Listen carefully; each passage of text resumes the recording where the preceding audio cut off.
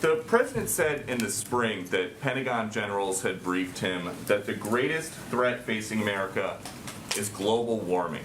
Is that still the assessment now that we are facing down a potential cyber war with Russia? Well, let me first say there is no, while we are always prepared for any threat that any outside entity or country poses to the United States that relates to cyber or anything else, there is no current pending threat on as it relates to cyber. In terms of the threats you're touching on, that was a briefing from the military, so I'd point you to them. And so, as far as anybody watching who's seen the coverage, it's very, at times, distressing images of Russian military movements. The number one threat facing the country right now remains global warming.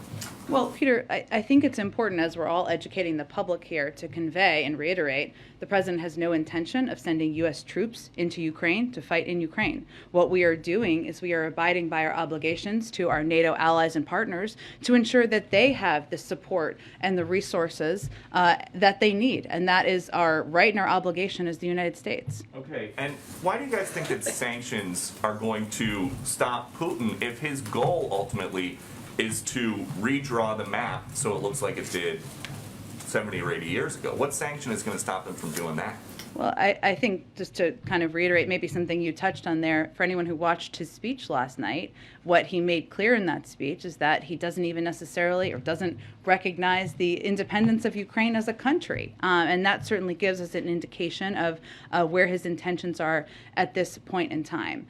Sanctions can be a powerful tool. They have been in a lot of moments throughout history, and what we view them as or how we're viewing them, as we're starting high, as Dilip just conveyed here, in terms of the significance and the severity of the sanctions that were announced today. Yes, our intention is to have a deterrent effect, and there are, while what they have done to date is completely unacceptable, there's certainly far worse that could happen. What we want to do is prevent a large-scale invasion, death and destruction across Ukraine, devastation to the Ukrainian people, and that what happens with sanctions is they work over time. They're not an end.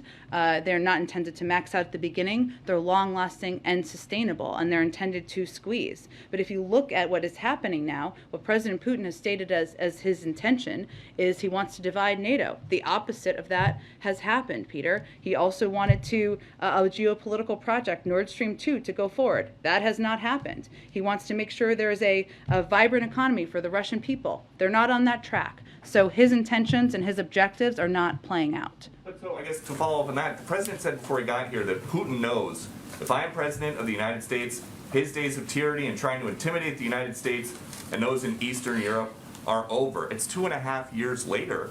He is intimidating the United States and those in Eastern Europe. What happened? I'd hardly put it that way. I would look at it actually from the prism of the United States, and President Biden has rallied the world, rallied Europe to stand up against the efforts and the actions of President Putin. And we've laid out very clearly exactly $4 gas, $5 gas, however how you guys think it's going to go, something like that.